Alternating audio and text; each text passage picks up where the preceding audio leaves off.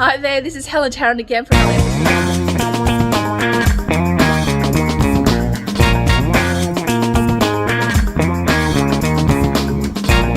Here with our whole team. Wow, it's massive.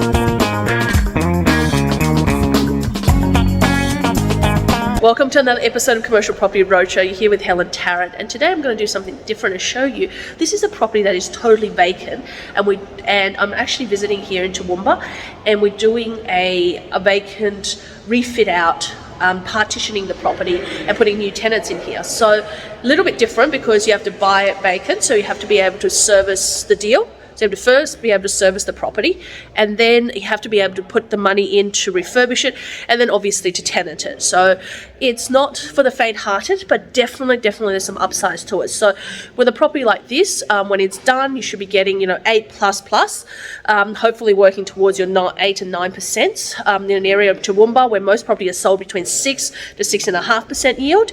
So this is where the uplift happens. So this is an under $500,000 purchase, but overall, we're doing the floors, we're doing the walls, the partition and everything. So you're probably budgeting putting somewhere around 10% of what your purchase price is into the refurbishments, and then looking to get the rents up. So you're getting about 8 to 9%, and then you're going to get an uplift of 20 to 30% in the value of the property in the back end. So let's come in and have a look at the property.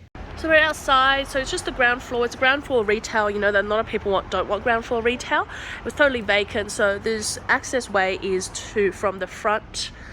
You go through the complex here, and we enter a few ways. So we've got one room here, so there's one entranceway, and we've got it partitioned off, a separate entrance. So there's two entrances. When I pull that, you can see that two entrances, so you could easily divide that into two separate tenancies, but we chose to have one here.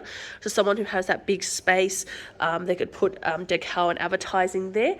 So we've put up that wall there, so that's a supporting wall. And we've created a little tea room here. So got a little kitchenette, it's gone in there. I think this was the old kitchenette there that was there, the old meters. And we've walled off this area here. You can see there's some ceiling tiles that still need to be replaced, but essentially that's one tenancy. Obviously, you can create the other tenants there, the two smaller tenants, but you'll look at the optimal size, right? So that's one tenancy. And then walking out of there, we've got the second tenancy here that we're creating, and then a third tenancy here. So this one has multiple doors. So that's a small tenancy, just very tiny. I think it's like they can use it for storage, or if someone wants to set up one office, they can literally put a little kitchenette there if they wanted to, and maybe have one like reception area that works out of there, one out of there, and they could have a little office with someone sitting there, like if you wanted to, like a little therapist office or a storage area. So that's one room on its own. And then we've got into here, there's still ceiling tiles. Haven't done the floor coverings. Used to be something there, we're ripped out.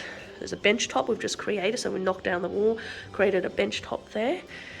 This is the other side of that wall here, and that's the door that would be close to that little doorway, but this is the back area, so it opens up.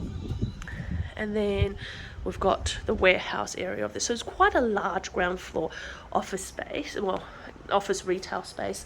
And look, it's got some false ceilings, and we've got roller doors, but obviously the roller doors, you're not on high span clearance, but you've got some parking at the back, so and so that it's easy to for people to unload into here.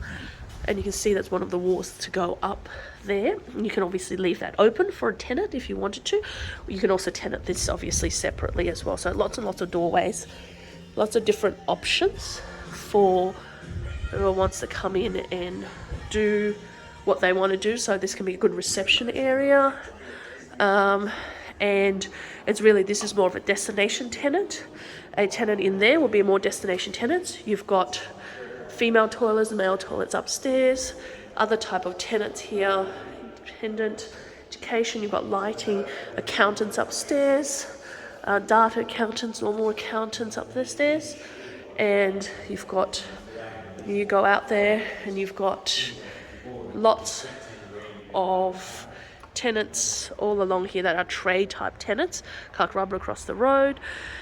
lighting, you've got education union, you've got hospitality, and lots of light tenants. It's, and then it's about sort of attracting the right kind of tenants in there. So, allowing yourself time to do something like that. I mean, this you have to buy, be able to have the serviceability to be able to service it, do the actual deal. The property, you got to be able to show that you're either doing a full doc loan or something where you yourself can afford the repayments, and then pay for the advertising on top of that, and then attract a new tenant. Look, it's a process, and we've done this several times with our clients. In fact, we've got several projects at the moment with our clients around Australia that we're doing and we're putting together. And it's not something that it's going to be in and out within a month. It's something that's more of a timeline of 6, 9 or 12 months, depending on how large the project is. Now, this project there was settled just in a couple of months ago, and we got the tradespeople. As you know, that there's a shortage of trades. We had the tradespeople come through, and now they're just doing the refurbishments on it now. They'll be ready for tenanting in a couple of weeks' time. They've already started going out to canvas for tenants coming in, looking at heads of agreements, getting things drawn up, and incentivizing putting tenants in. So the whole process, once fully done, will probably be another 3 to 4 months process, at which time you can go back and you can go for a refinance, maybe in a 12 months period, because right now the bank won't really refinance anything shorter than that. But you could hold on and get some of that income, and then in a 12-month period really increase the value of that property and go again for your second deal, right? The person who's buying this is his first time investment.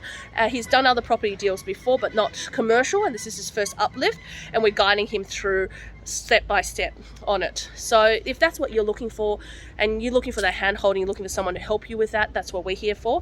Look out for more information about it by going to helentarrant.com, or send me an email through the website, and let's jump on the strategy session. Let's talk, let's find out more how we can help you reach financial freedom through commercial property.